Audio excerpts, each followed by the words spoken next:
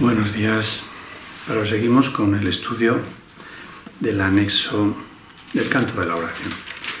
Y estamos por el capítulo primero, canto de la oración, el subtítulo 3, orar por otros. Tiene una parte, es una parte dura, a ver cómo se nos da, de entender, es de entender. Dice, dijimos que siempre oras por ti mismo, y así es. ¿Por qué entonces debes orar por otros? Y si debes hacerlo, ¿cómo lo debes hacer? Si se ha entendido correctamente, orar por otros se convierte en el medio para eliminar la culpa que has proyectado sobre tu hermano y poder reconocer que no es él quien te está haciendo daño. Este es el principio básico del perdón. Para que el perdón funcione, porque es que la oración es un perdón, es el principio básico para el perdón. Para que el perdón comience tienes que cuestionar que el otro te está haciendo algo a ti. Y aquí está pasando lo mismo. Dice, ¿por qué entonces debes orar por otros? Y si debes hacerlo, ¿cómo? Y reconviene. Si se ha entendido correctamente, orar por otros se convierte en el medio para eliminar la culpa que has proyectado sobre tu hermano y poder reconocer que no es él quien te está haciendo daño. ¿Ves? Lo mismo. Antes de que se te pueda salvar de la culpa, debes renunciar al pensamiento venenoso de que él es tu enemigo, tu malvada contraparte, tu némesis. El medio para alcanzar esto es la oración, de un poder creciente y metas ascendentes hasta que finalmente llega a Dios. Vamos a porque este párrafo es interesante porque conecta con el principio del perdón. Como digo, la oración es una manera de perdonar. Dice, antes de que se te pueda salvar de la culpa, debes renunciar al pensamiento venenoso de que él es tu enemigo, tu hermano es tu enemigo, tu malvada contraparte, tu némesis. Némesis es castigo. Tu venganza, tu némesis, tu castigo. El medio para alcanzar esto es la oración, pero tienes que empezar a sospechar de que tal vez no sea el malo él, que haya otra cosa que tú no contemplas, y ahí es donde nos vamos a topar. Las formas iniciales de la oración, en los primeros peldaños de la escalera donde estamos, no están libres de envidia y malicia. Claman venganza, no amor. Y a mí me empezó a sorprender leer esto. Tampoco proceden de alguien que entiende que son peticiones de muerte, hechas con miedo por quienes atesoran la culpa. ¿Qué quiere decir atesoran la culpa? La tienen la culpa como un tesoro. Tener la culpa como un tesoro es la propuesta del ego, que dice, para liberarte de tu culpa, proyéctala fuera. Entonces, claro, ser testigos de la culpa de tu hermano es un tesoro, porque mientras ellos sean culpables, tú eres inocente. Por eso atesoramos la culpa. Las formas iniciales de la oración en los primeros peldaños no están libres de malicia y de envidia. Claman venganza, no amor. ¿A qué oración se refiere? Estaba yo pensando. Tampoco proceden de alguien que entiende que son peticiones de muerte, hechas con miedo por quienes atesoran la culpa. ¿De qué oración está hablando? No está hablando de lo que nosotros llamamos propiamente oración, sino de estos deseos que parecen inconscientes de nuestra mente, porque hemos dicho que al principio la oración empieza pidiendo cosas físicas de aquí, terrenales, pero muchas veces podemos pedir el escarmiento para alguien que te ha robado. Podemos pedir la muerte para alguien que ha matado. Podemos pedir el castigo eterno para alguien que ha hecho daño a la humanidad. Y a eso se refiere. Las formas iniciales de la oración en los primeros peldaños de la escalera no están exentos de envidia y malicia. Claman venganza, no amor. claman venganza, que desde aquí parece que es justicia. Yo voy a sentarme en la puerta de mi casa a esperar que pase el entierro de mi enemigo. Imagínate, eso es una oración. Por eso dice, claman muerte, no amor. Esto claman venganza, no amor. Son peticiones de muertes hechas con miedo por quienes atesoran la culpa. Invocan a un Dios vengativo, ¿ves? A Dios. Por eso esta primera parte no es lo que nosotros llamamos oración, que siempre parece que está rezando a Dios, aunque algunas veces parece y no. Simplemente estamos orando a un Dios vengativo, pero estamos pidiendo justicia con sangre. Eso es venganza. Dice, invocan a un Dios vengativo y es Él quien parece contestarles. Nadie puede pedir el infierno para otro y él mismo liberarse de él. Esto es lo que se nos pasa desapercibidos. Nadie puede pedir el infierno para otro y liberarse él mismo. Cuando tú pides algo vergonzoso para otro, que no lo pedirías para ti, te da culpa. Y si te da culpa, pides expiación con minúscula para ti. Eso es matemático. Nadie puede pedir el infierno para otro y él mismo liberarse de él. Solo aquellos que están en el infierno pueden pedir infierno. Pero aquellos que han sido perdonados y han aceptado el perdón, jamás podrían orar de esa manera.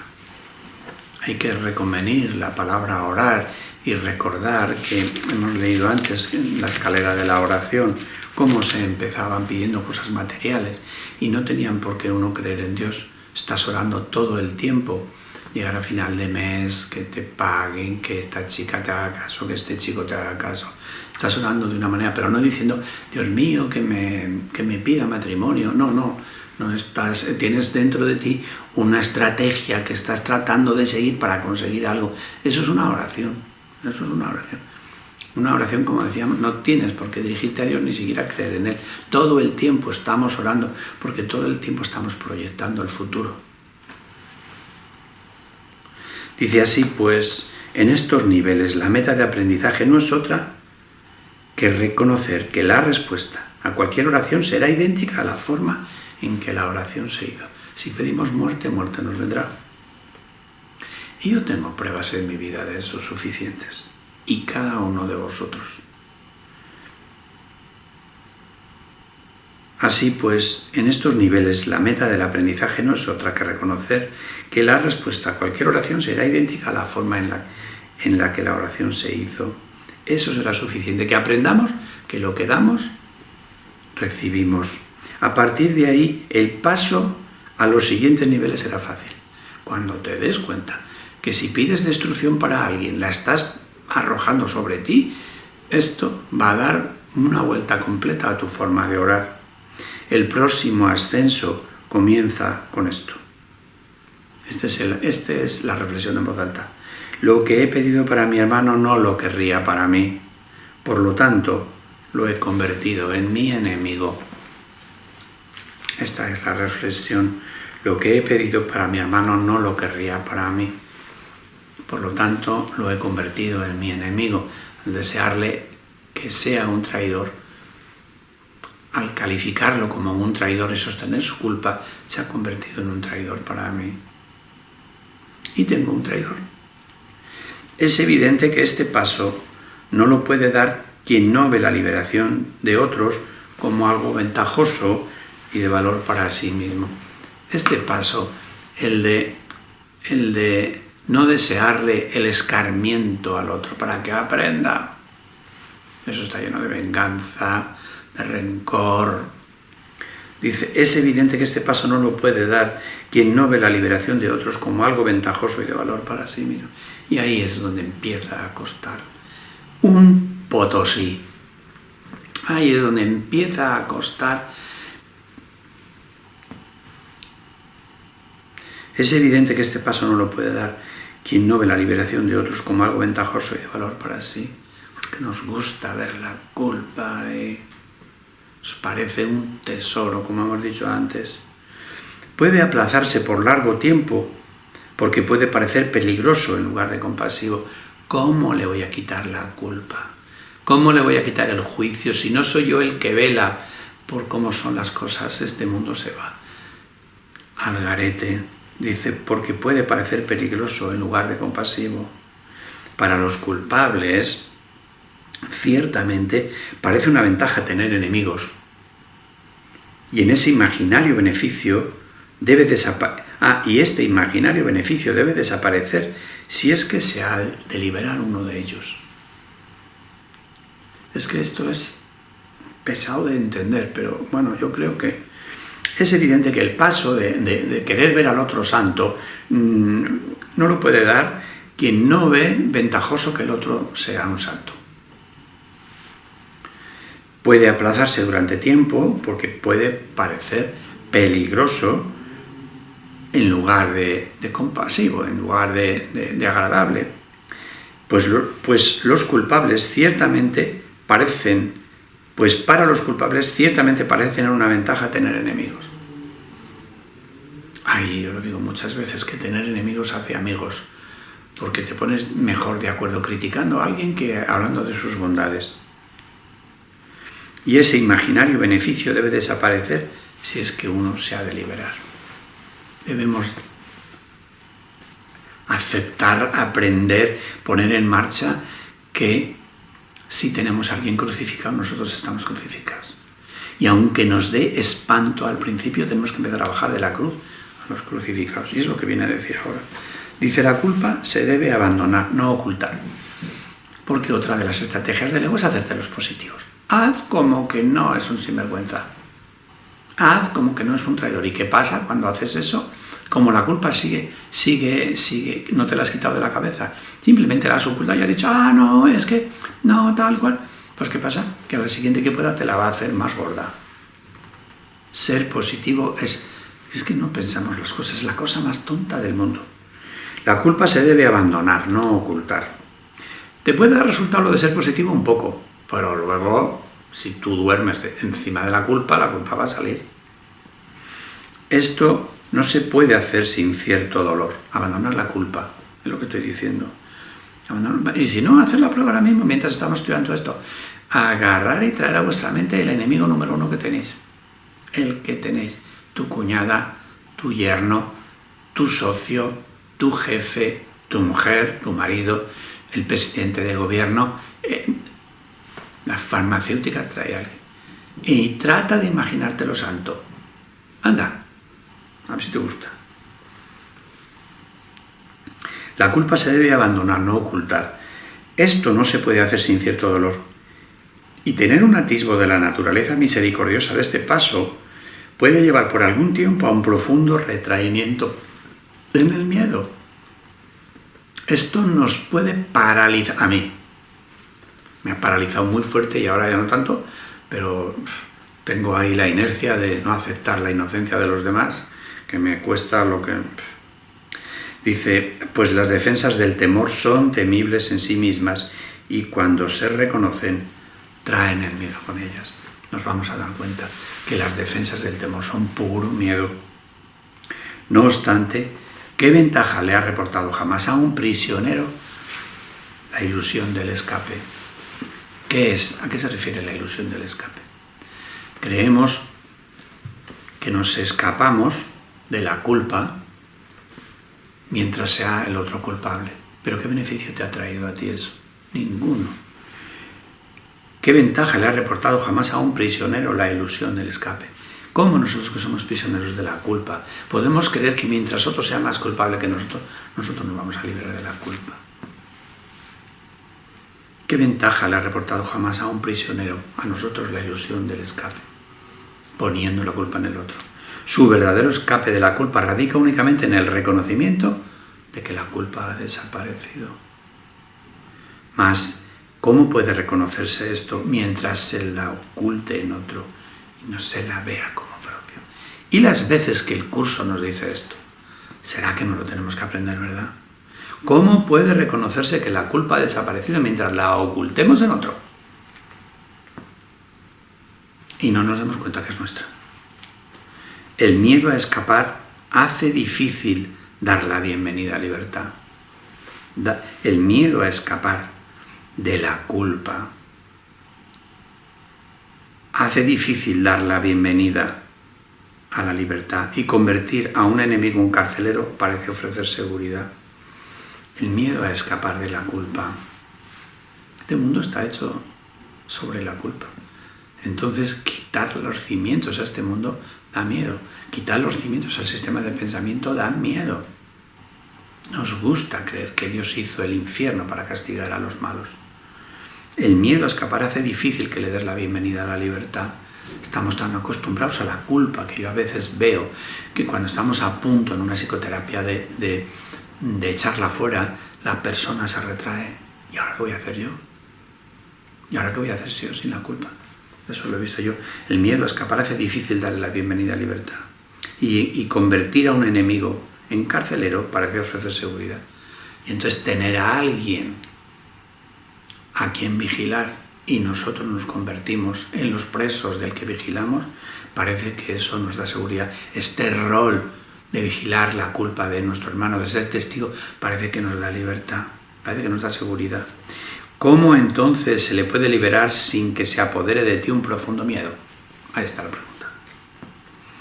¿Has hecho de él tu salvación y tu escape de la culpa? ¿Has hecho de tener la culpa en él tu salvación?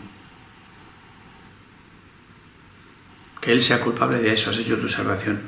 Tu inversión en esta forma de escape es enorme y el miedo a renunciar a ella es grande, en verdad. Ahí nos está haciendo un retrato que es difícil de seguir porque nos está llevando a un lugar que nos muestra el cepo en el que estamos ahí metidos. Hemos hecho del plan del ego, que es proyectar nuestra culpa, que por cierto es inexistente, proyectar nuestra culpa en el otro y ser testigo siempre de la culpa del otro. Y en eso, y en que el otro sea culpable, radica nuestra seguridad. Y estamos metidos en una pelota que no hay quien la maneje. Y dice, pues aquíétate por un instante ahora mismo.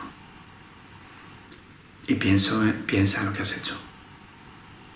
No olvides que fuiste tú quien lo hizo y quien puede, por lo tanto, dejarlo ir. Dejarlo ir. No eliminarlo, dejarlo ir. Tú no puedes perdonar los pecados por tu cuenta, pero puedes permitir que se perdonen. Aquíétate por un instante ahora mismo y piensa en lo que has hecho. No olvides que fuiste tú quien lo hizo y quien puede, por lo tanto, dejarlo ir. Extiende la mano. Ese enemigo ha venido a bendecirte y le da la vuelta. ¿Qué es esto? La visión de Cristo. Y te está brindando la visión de Cristo. Ese hermano que es tu enemigo ha venido a bendecirte. Esto es un descanso tan extraordinario cuando empiezas a dejar que tu mente entre esta posibilidad que tiene tanta fuerza que tú sabes que puede cambiar el mundo. Extiéndele la mano. Este enemigo ha venido a bendecirte. ¿Pero cómo va a bendecirme? Escucha ahora, aquíétate y escucha lo que te está diciendo Jesús. Extiéndele la mano. Este enemigo ha venido a bendecirte. Acepta su bendición y siente tu corazón elevarse y tu miedo desaparecer. No te aferres al miedo ni a él. Él es el Hijo de Dios, al igual que tú, y te dice el por qué tú tienes que extenderle la mano y reconocer que ese que tú te crees que es tu enemigo ha venido a bendecirte. Y te lo dice. No te aferres al miedo, no mires atrás. Él es el Hijo de Dios, al igual que tú. Anda, niega esto. No es un carcelero, sino el mensajero de Cristo. Anda, niégalo. ¿Quién niega esto? Sé esto para Él, para que Él lo sea para ti. Empieza una manera nueva de relacionarte con tu hermano. En base, aunque no lo parezca, Él es el Cristo. pide ayuda, porque tú no puedes. Sin embargo, sí puedes dejar ir al traidor, al malversador, al envidioso, al que quiere el daño para ti. Puedes dejar ir, no te aferres al miedo. De contrapartida tienes una ecuación que no puedes dejar de resolver, y es que Él es el Hijo de Dios y no hay posibilidad de que no sea. Mira ahí y date cuenta que eres tú el que lo está disfrazando. Y continúa diciendo, no es fácil darte cuenta de que orar para pedir cosas, posición social, amor humano, regalos entre comillas, externos de la clase que sean, siempre se hace para establecer carceleros y ocultarse de la culpa. Mira qué frase tan lapidaria. No es fácil darse cuenta que orar para pedir cosas, posición social, amor humano, regalos externos de la casa que sea, se hacen para establecer carceleros. ¿Por qué? Porque dice el curso en otra ocasión, cualquier cosa que desees de este mundo tiene la capacidad de hacerte daño y lo hará.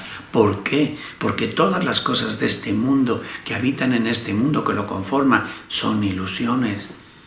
¿Y cuál es el futuro de las ilusiones? Desilusionarte. ¿Y qué te trae la desilusión? El dolor. No es fácil darse cuenta que orar para pedir cosas, posición social, amor humano, regalos externos de la clase que sea, siempre se hacen para establecer carceleros y ocultarse de la culpa. Y tanto que no es fácil. Porque ¿con quién te metes tú por pedir aprobar unas oposiciones? ¿Con quién te metes tú por pedir que tu hijo haga una buena boda? ¿Con quién te metes tú para pedir que te caiga la lotería? Cada una de esas cosas que tú deseas tiene la capacidad para hacerte daño y te lo hará. Tela el curso. ¿Cómo va a ser popular? Como dice el curso, es más popular el plan del ego. ¿Quién tiene más fama? Los que transigen. Cuando tú lees el curso puro y duro, pues estás donde estás. ¿Cómo va a ser popular? Estas cosas, y te lo explica, estas cosas se emplean como metas que sustituyen a Dios y por lo tanto distorsionan el propósito de la oración. ¿Hemos entendido? Hemos orado por sacar una oposición, por tener un buen marido para nuestra hija. Y hemos colocado a esto por delante de Dios. Entonces, ¿qué vamos a hacer aquí? Serénate y ves analizando cómo es tu vida y las cosas que estás pidiendo y entendiendo por qué está todo tan mal en tu vida. Porque estás orando para conseguir ilusiones, cosas de aquí, sustituyendo a Dios por ellas. Estas cosas se emplean como metas que sustituyen a Dios y por lo tanto distorsionan el propósito de la oración. Desearlas es orar por ellas. Desearlas es orar por ellas. Eso es la oración en estos primeros pasos. Desear algo es orar. Uno no necesita pedir explícitamente. Con que tu movimiento interno sea ese, ya estás orando. La meta de alcanzar a Dios se pierde de vista cuando se va en pos de metas menores de la clase que sean. Y la oración se convierte en una petición de enemigos. La meta de alcanzar a Dios se pierde de vista cuando se va en pos de metas menores de la clase que sean y la oración se pierde en una petición de enemigos. Incluso en esto se puede ver claramente el poder de la oración. La meta de alcanzar a Dios se pierde de vista cuando se va en pos de metas menores de la clase que sea y la oración se convierte en una petición de enemigos. ¡Qué clarito! Incluso en esto se puede ver claramente el poder de la oración. Ahí también actúa. Nadie que desee un enemigo dejará de encontrarlo, mas con igual seguridad perderá de vista la única meta real que se le ofrece Piensa en el costo que ello supone y compréndelo bien. Todas las demás metas son a costa de Dios. Vaya sección. Y nosotros que nos creíamos que podíamos pedir, es que todas las cosas que pedimos aquí son ilusiones. Iba a decir que no tiene ninguna implicación pedir que tu hijo apruebe las oposiciones, que parece como que no. Y resulta que estás pidiendo enemigos. Y diciendo, ¿yo qué voy a hacer? Bueno, estamos aprendiéndonos esto, ¿verdad? Intenso. Bueno, mañana más. Un milagro para todos vosotros, en nombre de Jesús.